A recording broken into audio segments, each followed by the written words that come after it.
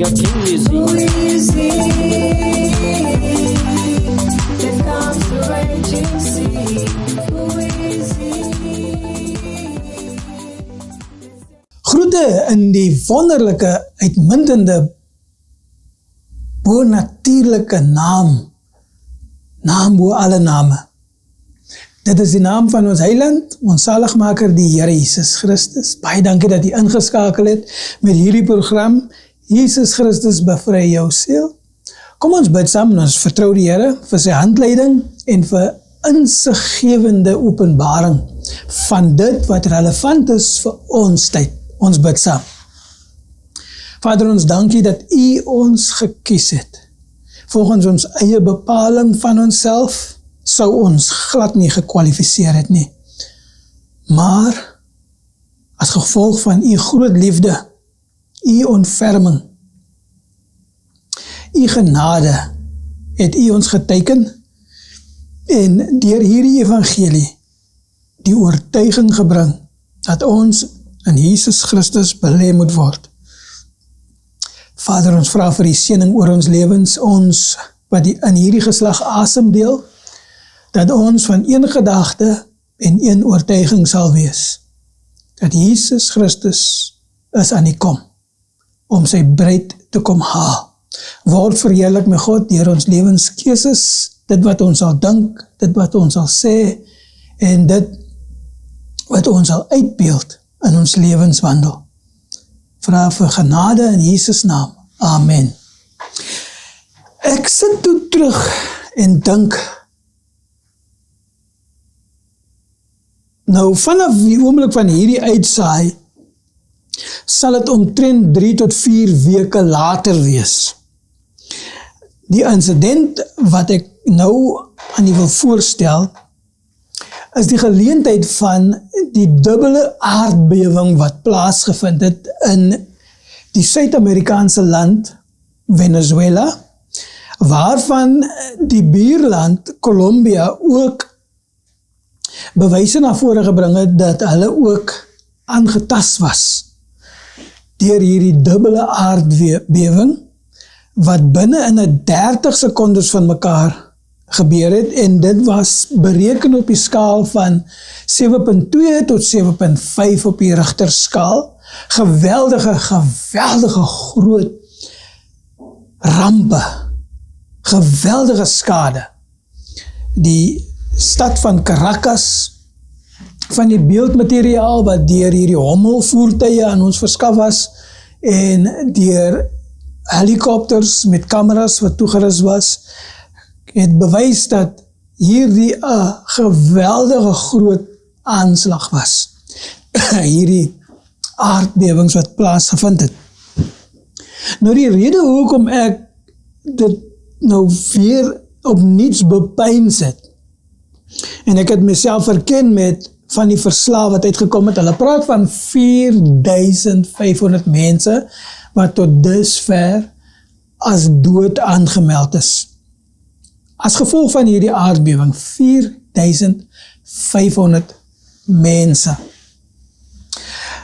Terwyl ek nou hier die aardbewings en die nagevolge daarvan bepeins het, dit deurgedink het, was ek herinner van 'n incident in 2004. So, dit is om en by 22 jaar terug. 2004. Ek was op daardie stadium besig met evangelie veldtog. Ek het 'n groot tent bekom, 800 sitplekke kon daarin geakkommodeer word. En ek in die kerk wat ek destyds bestuur het as 'n pastoor, het toe al ons beplanning gedoen, en vir die maand van November,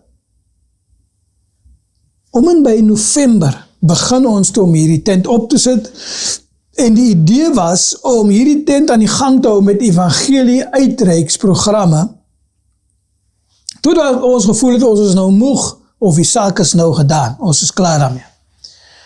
So, vir die tydperk vanaf November, einde November, tot en met die 26ste Desember van 2004, was ek elke dag, elke aand besig om in hierdie tent te preek, en ons het geweldige tekens en wondere ervaar, geweldige deurbraak en redding van mense se siele, verlossing, genesing onder andere, en ek was so opgevang met hierdie evangelisasie uitreiksprogram, dat ek glad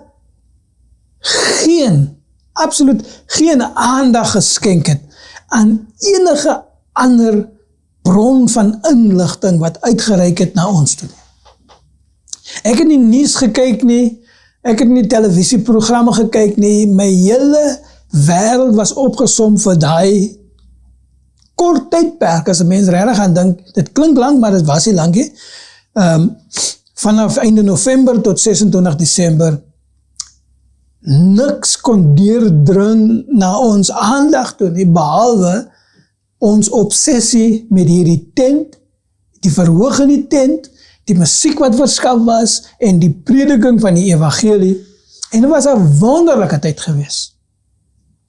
Die 26ste Desember 2004, per toeval, kom dit tot my aandag, dit wat ek nie gehoor het of gesien het nie. Daar was 'n geweldige groot aardbewing gewees. Hierdie aardbewing het plaasgevind in wat op die landkaart of die atlasse bekend staan as die Pacific Ocean. Nou, vanoggend vraag ek nog my vrou, weet jy wat is die Afrikaanse naam vir Pacific Ocean? Maar ek het geweet wat het is. En ek sê toe, let op die naam Pacific, waar die wortel van hierdie woord vandaan kom. Pacify, Pacific. Toe onthou sy, dit is die stille oseaan. So volgens die kenners op hierdie spesifieke area van wetenskap, spesifiek nou met betrekking tot die kontinente en die foutlyne wat dwars oor hierdie kontinente oorskry, en dan ook die plekke op die aardkors waar daar beweegruimte is vir skuddings wat veroorsaak kan word. Toe was dit die geval dat ek nou in 2004, 26 Desember sou uitvind dat hierdie geweldige groot aardbewing het plaasgevind, dag of 2 voor die tyd. En met hierdie aardbewings, daar is 'n area wat nou bekend staan as, in die Engels praat hulle van the Pacific Rim. En die foutlyn van krake op die kontinente en die eilande wat hierdie buitenste raamwerk deurmaak. En as gevolg van hierdie groot aardbewing, na maande se bepalings onder andere, sou hulle tot die slotsom kom dat meer as 250.000 mense omgekom het, as gevolg van hierdie aardbewing, wat gelei het tot die tsunami-golwe, waar die kuslyne binne daar die stille oseaan se lande oorstroom was, en die water, die seewater het ingehardloop vir kilometers. Hotelle, vakansieoorde, verblyfplekke, klein dorpies op die kuste, alles is verspoel. Dit is nou 2004. So hierdie Venezuela aardbewing wat plaasgevind het, 3 tot 4 weke terug nou in Julie maand, ons is nou, dit was nou laaste week van Junie maand, ons is nou in die middel tot einde van Julie maand 2026. En ek het toe hierdie aardbewings weer bepeins, ek onthou ook 2011 was ook 'n geweldige groot aardbewing, en in hierdie aardbewing het Japan baie gelei en dit het gelei tot 'n atoomkragstasie ramp, die Fukushima kragstasie, wat toe in 'n toestand gebring was soos die Chernobyl kragstasie, atoomkragstasie wat in die Oekraïne was.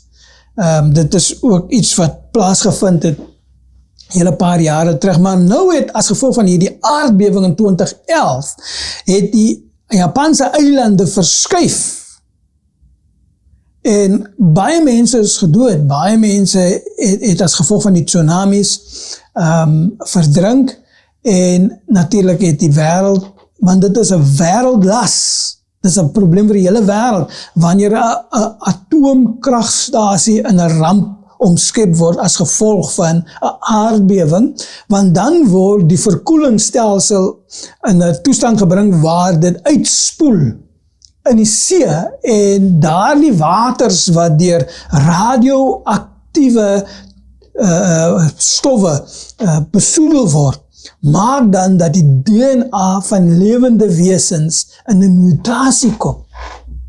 So ek bepeins toe hierdie aardbewings en die Here herinner my van iets wat moet plaasvind. Nou, dit wat ek nou met u gaan deel, ek wil nog nie sê ek is besig met 'n skrikmaakprojek nie, maar dit is iets waaroor ons in ontnugtering moet bepeins en ons moet, die mense van hierdie geslag, the people of this generation, 2026, must understand the significance of what is busy taking place.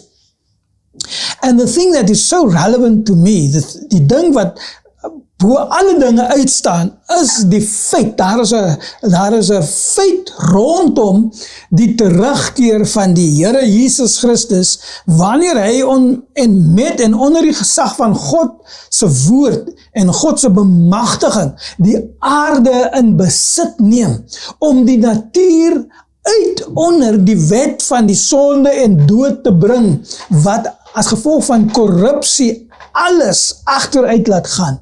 Hy gaan die aarde en die natuur in besit neem en dit tot herstel bring in 'n toestand van dit wat dit oorspronklik bedoel was om te wees. Nou praat ek van die tweede koms van Jesus Christus en die intervensie wat hy verskaf vanaf die oomblik wat hy die intervensies begin bring. Dan kom die ganse aarde se natuur onder sy gesag. En met die bemagtiging wat aan hom verleen is, bring hy alles in 'n toestand soos dit oorspronklik bedoel was om te wees. Maar oomblikke voor daardie insident moet alle rampe, alle katastrofeë, alle noodlot, alle bedreigings tot die natuur en die mens wat beskryf word in die skrif, moet by daardie tyd alreeds hulle gang geloop het. In other words, let me put it to you in English. By the time the Lord Jesus Christ makes his second advent into the earth to take control of the planet and thus bring nature under his subjugation, and he restores nature to its pristine state, in which there is no more corruption, and the law of sin that leads to death is suspended.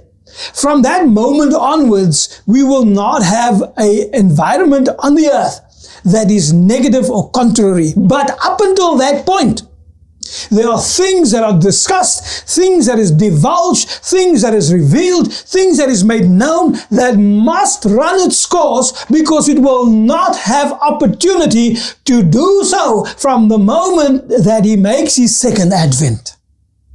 From the moment of his second advent onwards, from that time, the millennial rule of peace in the earth under the directorship and stewardship of Jesus Christ the Lord will ensure that everybody is in a tranquil and harmonious environment. Maar dit beteken dan, omdat ons moet hierdie ding mooi besin, mense, hierdie aardbewings wat nou besig is om te vermeerder.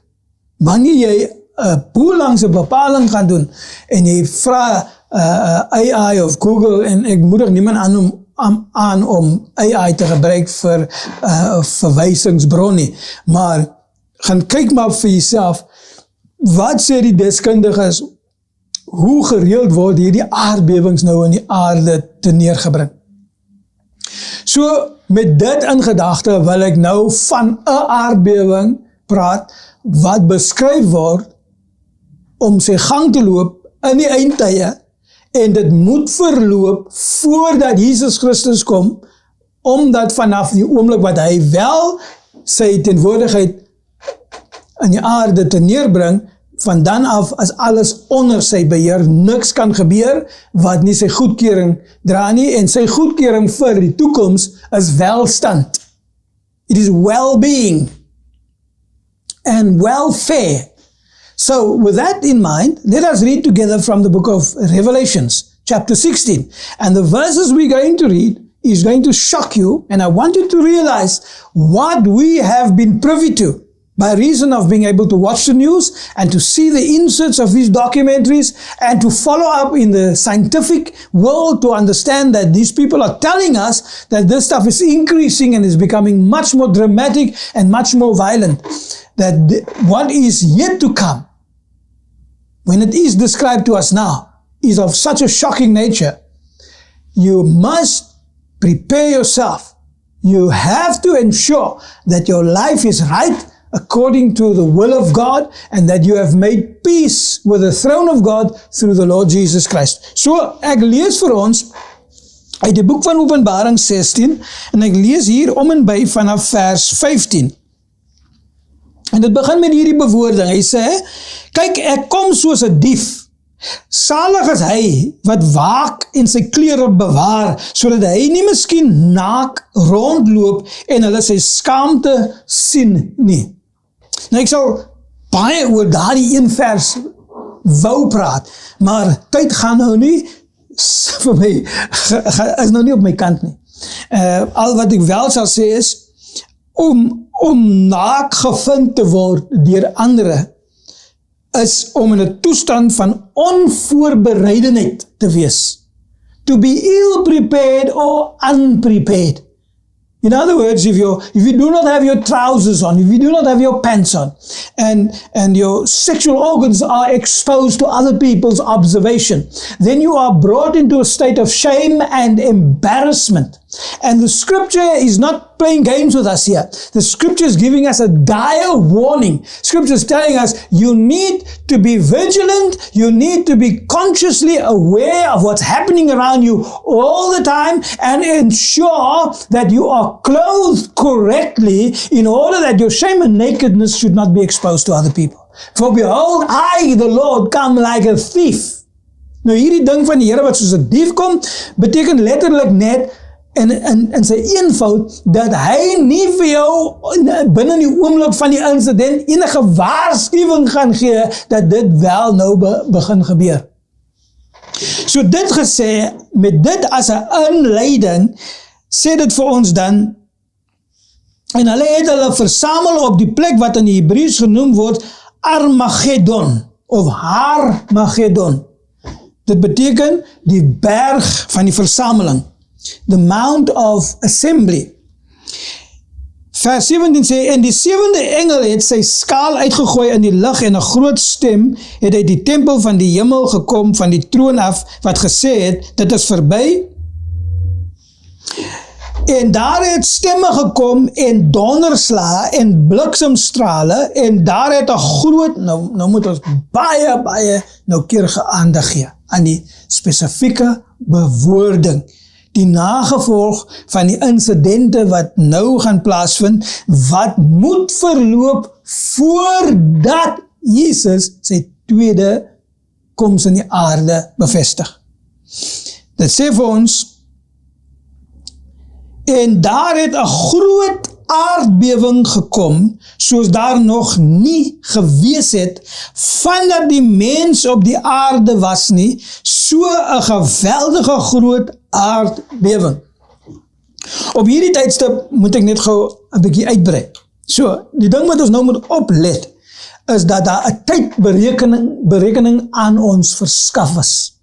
En die tydberekening het sy opsomming in die bewoording wat sê, dat hierdie aardbewing is van so 'n aard, soos daar nog nooit van tevore een was, sedert die mens op die aarde was. Maar ja, daar is jou tydberekening. So ons weet, ons gaan nou al hierdie mense wat evolusie voorstel en met hulle belaglike lang lineale wat tyd meet voorstel, waarvan nie een van hulle 'n bewys na vore kan bring nie. Ons sit hulle almal ten syde. Ons gaan slegs met die woord van die Here. En die woord van die Here leer ons dat vanaf Adam se ontstaan in die tuin van Eden en Eva se ontstaan en die seuns en dogters wat met hulle van hulle gebore was, tot en met nou, is om en by 6000 jaar. Daardie 6000 jaar is opgebreek en verdeel in gedeeltjies van 50 jaar, 49 jaar vir 'n jubilee en dan die begin van die nuwe jaar, die 50ste jaar. En al hierdie jubilees, die 6000ste jaar, met die laaste jubilee van die 6000ste jaar, het nou in Maart maand begin, hierdie jaar.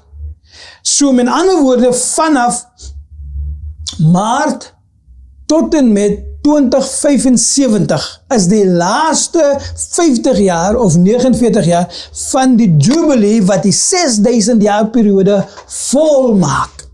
En daardie 6000 jaar periode is die periode van tyd wat toegeskryf is, wat moet geskied alvorens hierdie groot aardbewing moet plaasvind. Hierdie groot aardbewing het nog nooit van so gehalte, so grootte, so mate voorheen plaasgevind nie. Nou, daar is geskiedkundiges en daar is wetenskaplikes wat goeie rekordopsommings het van aardbewings wat al reeds plaasgevind het. En daar is aardbewings wat na aan en net oor die 9.2 op die Richterskaal reeds plaasgevind het. En wanneer ons praat van 'n 9. iets aardbewing op die Richterskaal, is dit 'n aardbewing van geweldige geweld en verwoesting. Maar hierdie aardbewing wat hierna nou verwys word van gepraat as 'n aardbewing van die aard en die grootte en die geweld en die verwoesting soos nog nooit van tevore nie. En ons lees hom, ek wil hom die opsomming klaar lees, tot en met die nagevolge van die aardbewing. Dit sê vir ons, so 'n groot, geweldige groot aardbewing, soos daar nog nooit voorheen was, sedert die mens op die aarde was nie. Dan sê dit, en die groot stad is in 3 dele verdeel. Nou hierdie groot stad is natuurlik die stad Jerusalem, waarna verwys word. So iets gebeur wat 'n intervensie bring in die politieke, die sosiale en die ekonomiese gedwing wat plaasvind rondom Israel. En dit wat nou plaasvind is natuurlik hierdie groot aardbewing, en as gevolg van hierdie groot aardbewing word daar gesê, die groot stad is in 3 dele verdeel, maar luister verder, die stede van die nasies het geval. Wat se stede het geval? Alle stede. Nou waar ook al daar nasies is, op die verskillende kontinente, waar hulle lande met hulle grense het, jy kan begin in Verenigde Koninkryk, Britannië, daar is groot stede daar, die mees bekende stad sal wees natuurlik Londen, en ek gaan net onwillekeurig stede noem. In Londen is in die VK, in Frankryk is dit Parys, in Duitsland is het Berlyn.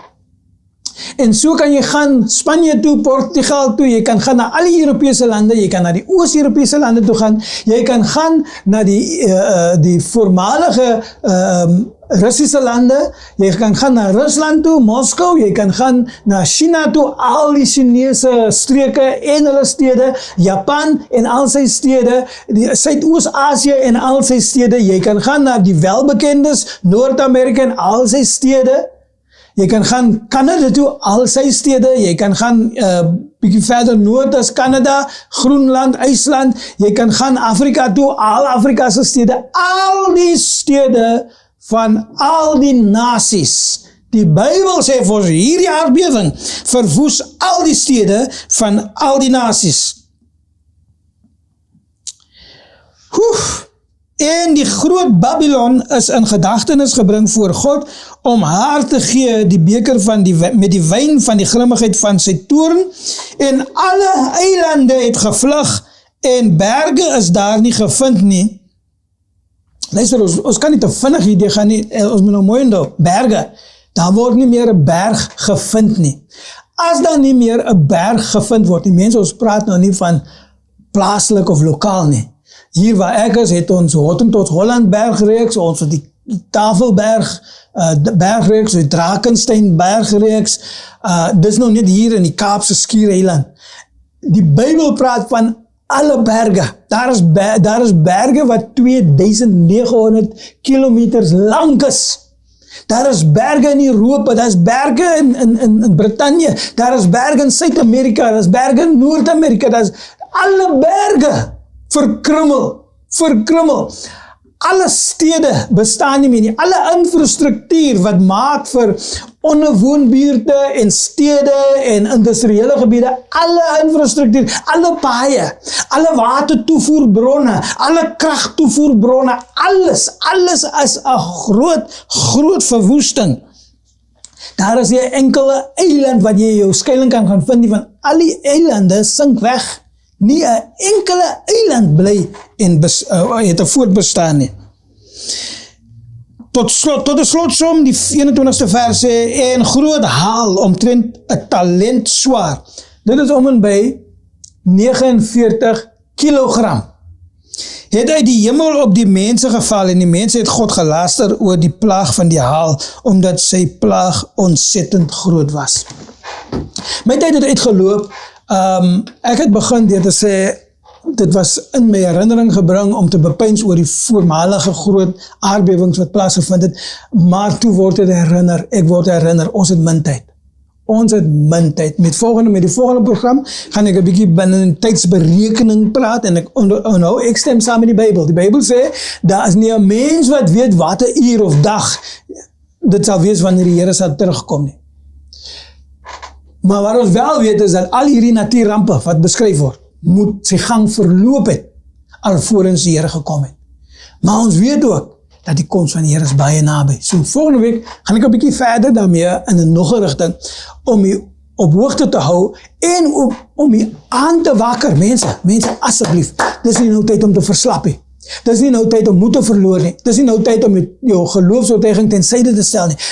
Dis nie nou tyd om op te hou kerk loop nie. Dis nie nou tyd vir dit nie. Dis nou tyd om seker te maak dat jou hegte verbintenis met die Here Jesus Christus in plek is. Kom ons bid saam. Vader in die hemel, ons wy onsself toe geheel en al om u te eer in gehoorsaamheid, om u te ken volgens u woord en die openbaringskennis van dit wat die Heilige Gees ons leer uit hierdie woord, en dat ons ook bereidwillig is. Ons is bereidwillig, my God, om Jesus Christus te gehoorsaam. Ons verbind onsself hieraan toe, Here, en ons bely hom as heiland en saligmaker. Here, vergewe ons sondes, vergewe ons tekortkominge, en Here, geef ons krag en genesing om dit deur te maak in hierdie moeilike dae wat voor lê, en bid hierdie groot genade in die wonderlike naam van Jesus. Amen en amen. Who is he?